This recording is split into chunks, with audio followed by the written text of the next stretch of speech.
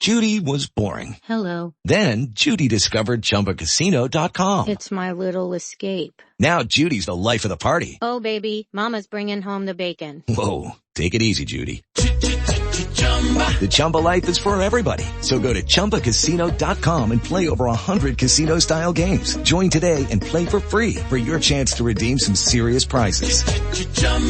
ChumbaCasino.com. No purchase necessary. Void where prohibited by law. 18 plus terms and conditions apply. See website for details. Lucky Land Casino, asking people, what's the weirdest place you've gotten lucky? Lucky? In line at the deli, I guess? Aha, in my dentist's office. More than once, actually. Do I have to say? Yes, you do. In the car before my kids' PTA meeting. Really? Yes. Excuse me, what's the weirdest place you've gotten lucky? I never win and tell. Well, there you have it. You can get lucky anywhere, playing at LuckyLandSlots.com. Play for free right now. Are you feeling lucky? No purchase necessary. Void where prohibited by law. 18 plus. Terms and conditions apply. See website for details. When the blue of the night meets the gold of the day, someone waits for me.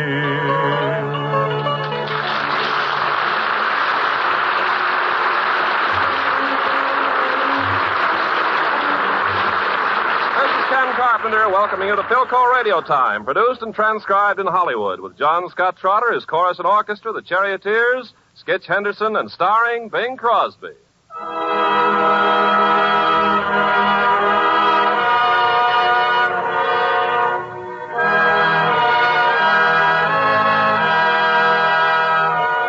As is Bing's custom at Christmas time, he opens the program with Adeste Fidelis, and as usual, he will sing it first in Latin, and then with the studio audience joining him singing it in English. Yes, Ken, I think it would be very fitting if our guests here would join in a chorus. Come all ye faithful. Bing, I think it'd be nice if the home folks, the folks listening in all over the world, would join in, too. Oh, it would indeed. Gather round, folks, wherever you may be, and help us sing this eternal hymn. Adeste Fidelis, Leti triumphantes, venite in Bethlehem.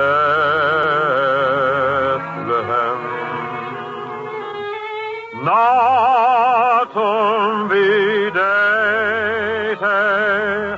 regem angelorum, venite adoremus, venite adoremus, venite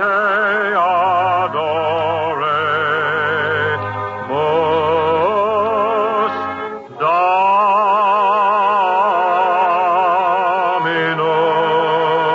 Domino. And now everybody in the family key. Oh,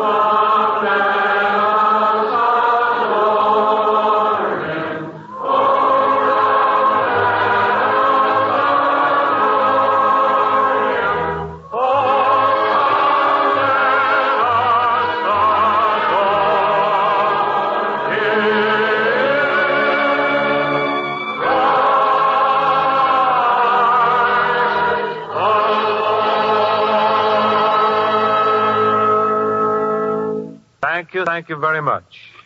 Skitch Henderson has jetted in for the holidays, and he now joins me in Mel Torme and Bob Wells' musical Christmas card, the Christmas song. Art ready, Lyle?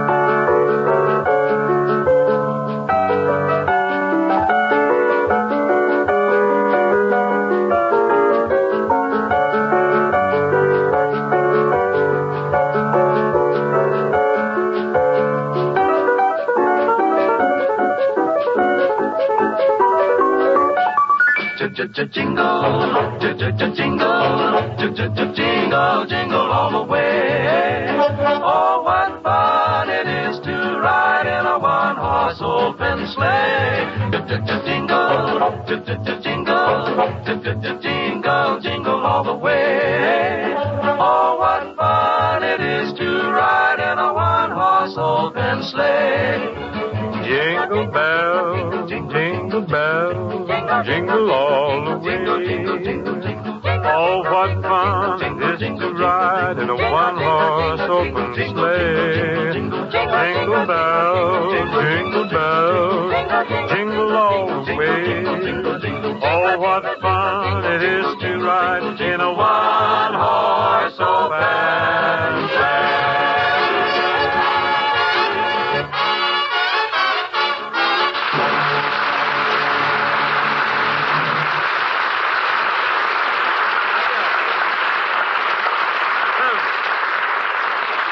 Yes, sir, and that little number just fractured the vocal group in the Charioteers threw in 8,482 jingles and never dropped a jingle. That kind of vocal work will give you a lower plate wobble, I guess. And now, here's the Philco man with a sprig or two of vocal holly. And a hunk of mistletoe to you, Bing, from your ever-loving sponsor. Say, the goose really hangs high here tonight. What's your Christmas Eve message for 1947, kid? Just the season's greetings to our friends everywhere on behalf of Philco, its distributors and dealers. Wonderful. Let's parlay that with a Happy New Year for 1948. Yes, from all of us on Philco Radio Time, sincere good wishes for the Yuletide and the coming year. My, we're certainly full of greetings tonight, aren't we? Nothing to sell? Not a thing. Isn't this sensational? Oh, the halcyon days are here on radio, aren't they? Jolly Noel from us all. I guess White Christmas could stand one last delivery before the season ends.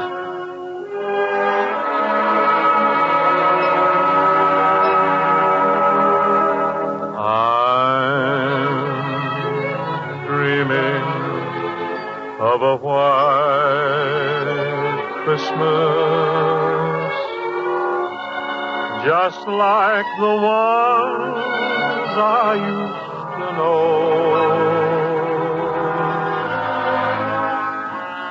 where the treetops glisten and children listen to hear sleigh bells in the snow.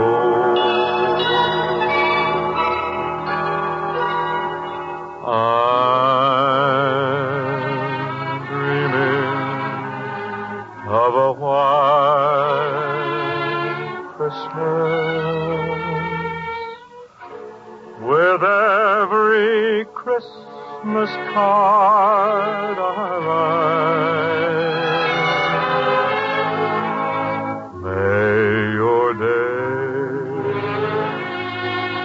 Be merry and bright,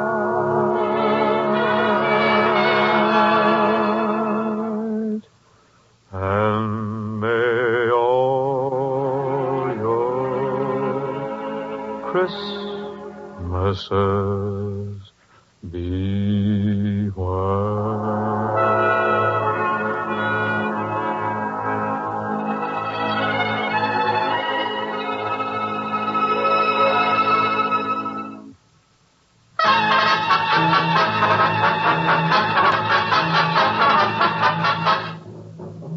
We now present Charles Tazwell's Christmas play, The Small One, a story for those who like Christmas and small donkeys.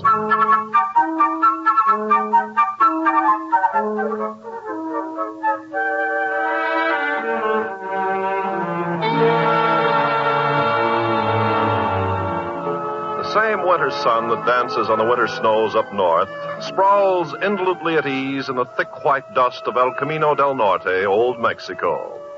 A passerby, weary from the heat, has paused to rest in the cool, dripping shade of a pepper tree and has dropped off to sleep. He's suddenly awakened by the shrill voice of Pablo, aged 10, who stands with bare brown legs wide apart in the center of the road and bitterly addresses a small, discouraged, disreputable donkey. A donkey? A donkey you call yourself a stupido. Fine animal with 4 stout legs, one on each corner. A most splendid tail to shoo off the flies. And a most handsome head stuck on the front to point the way you're going. I see. And what use do you make of this excellent equipment the good God has given you? Nothing. Absolutely nothing. You're a disgrace to all the donkeys of Mexico, of all the world, of all... Pablo. See? Oh, buenos dias. I did not know that... What's all the commotion here, young man? What has the poor beast done that you should be so angry? But nothing. Well, then why are you... Then that is all he wants to do, ever. Here it is but 2 days until Christmas, when a load of wood could be sold in the village to buy gifts and a candle. But does that matter to this one? No, he cares for nothing but nothing. Well, a donkey's a donkey, Pablo. They're all the same. But why? Why of all beasts should a donkey be so stubborn? Stubborn? Oh, no, Pablo. That's wrong. But he's always... I know. Everyone says they are. They curse them and they belabor their backs with sticks and they call them stupid, but that's because they don't know the truth about little donkeys. The truth? Yes. It's really not stubbornness, but pride that makes small donkeys so aloof. No wind, sun, rain, pain, or adversity can touch them. You see, their pride is a shield against all the discomforts man or the elements can offer. But what has a donkey to be proud of? Oh, a great deal, Pablo. Bring your small beast over here in the shade. I'll explain. Come along, Cupido. Listen. Listen, Pablo, do you hear that? Only a small donkey can make that sound with his hoofs as he walks on the stones of the road. No other beast can do it. Sit down. Sit down, my son. Si, senor. Now, as I was saying, people are all wrong about small donkeys. A very long time ago, a great honor came to one of them, an honor so great that it lifted him and all his descendants to an exalted place. A place that you or I or all the world might envy. Ever since that time, every small donkey has been content to stand and drowse in the sun or the shade. For he alone of all animals, of all men, has already fulfilled his destiny. His destiny, senor? Yes. You see, once upon a time there was a small donkey. He was 14 unhappy years old, and he had worked hard and long for at least twice 14 masters. He was battered and scarred, and he presented a most distressful appearance. His tail was naught but a piece of limp rope unraveled down at the end. One of his ears stood straight up like a cactus plant, while the other hung drooping like a wilted cabbage leaf. His off hind leg had a decided stiffness. What was his name? They called him the Small One. His latest master was a woodcutter who also owned 4 younger and therefore stronger donkeys, but Small One was the special charge of the woodcutter's son. It was the boy who saw to it that Small One always had dry straw for his bed, and that the load of wood to be carried to the town was not too heavy for Small One's aging back. One day the woodcutter called his son to him. He said, Son? Yes, Father. I have a task for you to do in the town, son. A load of wood? No. I wish you to take this donkey, the one you call the Small One, to a shop just inside the town gates. I have already spoken to the owner. He'll give you a piece of silver in exchange for the beast. You mean... Oh, you don't mean you're going to sell Small One? He can no longer do his share of the work.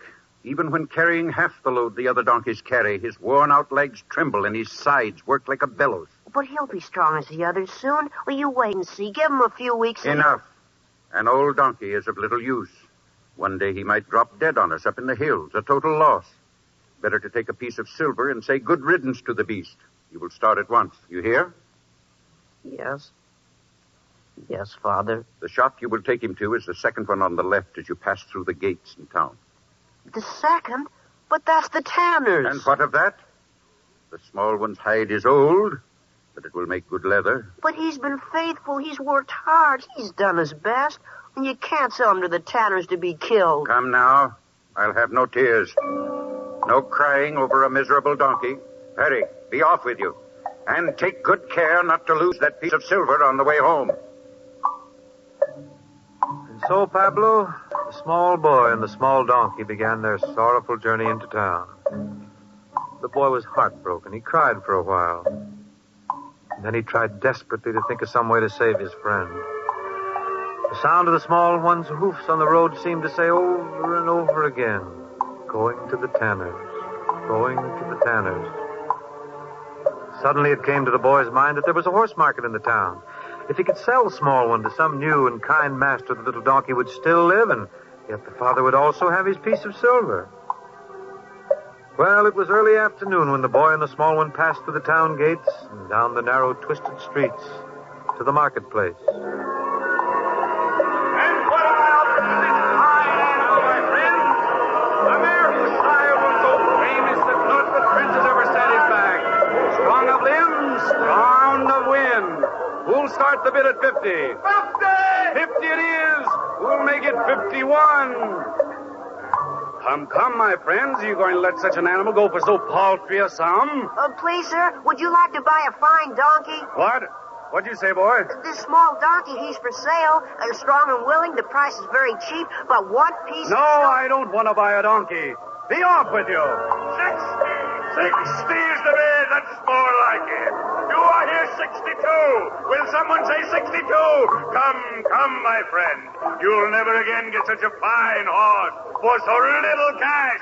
Look at the proud head. See the flowing mane. Excuse me, please. This small donkey's for sale. Would you What like is it you want, boy? This fine animal, he can be bought for only one piece of silver. Isn't that a great saving? They're bidding 60 for the horse, and I know he can't do half the work a small one. Look, he's very... Go away. Don't bother me. Oh, but he's... Go away, or I'll take a stick to book you back. And now, my friend, 83 is the bid. Do I hear more? No, 83 once, 83 twice. Sold for 83 pieces of silver. You've made a fine bargain, my friend. Now, who has the next animal for sale? Step up. Please, sir, would you try to sell this small donkey? Go away, boy. Oh, but he's a very valuable animal. He's not nearly as old as he looks. It's just because he's worked so hard. And you're the one that doesn't stand up straight as a donkey should. Well, that was the fault of a careless master, not his own. He eats very little, and he's terribly strong. This is a horse market, boy. We've no time to waste on donkeys. But a small donkey would take such a small time. All right, my boy. If you insist. My friend, a great bargain I have to offer you. The proud owner terms it a donkey, but it appears to me to be an animated pile of shaking bones. It's not. You can see how the moths have been at the hide. And the tail, is it a tail? Or is it the stub of a broom, worn out from sweeping the courtyard? A true museum piece, my friends, moldy with age and loose in the joints. He is not. But it is not seemly to laugh, my friends, because the owner assures me that this animal is fine enough to share a stall with the king's horses. Stop! You shan't make fun of him. Maybe he's not as handsome as your animals, but he's better. He's a lot better. Small one deserves to be in a king's stable. All right, boy. Take your donkey and move along. We've got business to attend to. Hurry up, off with you. Now that we've had our fun and disposed of the king's donkey, my friends, I want to call your attention to these two fine Arabs. And so the boy and the little beast left the marketplace, Pablo. The hours were slipping swiftly by, and the boy knew he must start soon for home, and that he must have the piece of silver to give to his father. He tried stopping people on the street. He inquired from door to door, but no one wanted to buy a small, tired donkey. The sun was sinking fast when he came at last back to the town gates, and he stood before the tanner's door. The boy's face was tear-streaked, and the small one's head drooped so low that his limp ear almost touched the ground. The boy said goodbye to his small friend, and he asked forgiveness for what he had to do, and there was understanding in the little donkey's eyes. And then, just as the boy was lifting the latch of the tanner's door, a voice spoke to him. My son? Yes, sir? I have a great favor to ask. Are you the owner of that small donkey? Oh, yes, sir. I have a long journey to make. My wife is not well. I have great need of a strong, gentle animal to carry her safely. Well, small one's very strong and very trustworthy. Yes, I can see. Would you sell him to me? Yes. Oh, yes, sir. But for 1 piece of silver. 1 piece of silver? Is that too much, sir? Too much? Oh, no. A very reasonable price for such a beautiful animal. He's not very beautiful, but he's good. Yes, I can see that. I'll be kind to him. I promise you that. Well, then he'll work so hard to please you. Here's your piece of silver. Come, small one. Do you mind if I come as far as the town gates? You see, the small one and Not at all. You'll want to say goodbye to him, of course. You can do that while I see my wife safely on his back. Here we are. Easy, small one. Goodbye, small one. You must be very faithful, and it isn't forever, you know. When I grow up and earn many pieces of silver, I'll buy you back, and you'll have a fine stable and nothing to do at all but sleep and eat. Won't that be nice, small one? All right, my son. We're ready to go. Wait, traveler. Yes, soldier? I must make out the record before you can pass through the town gates. Who are you? My name is Joseph. And your wife? They call her Mary. Your destination? Bethlehem. Pass. Come, small one. Goodbye, son. Goodbye.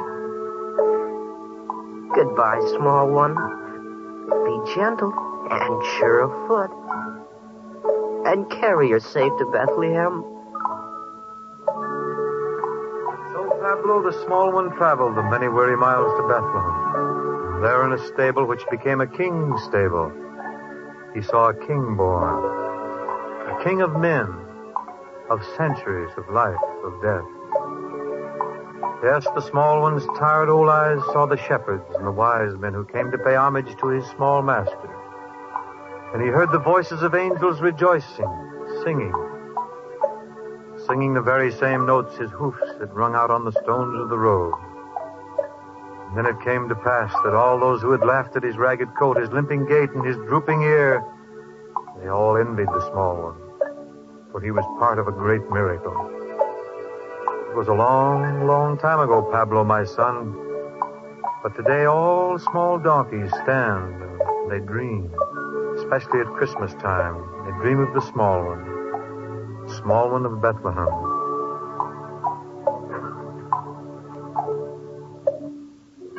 Silent night, holy night, all is calm, all is bright, round yon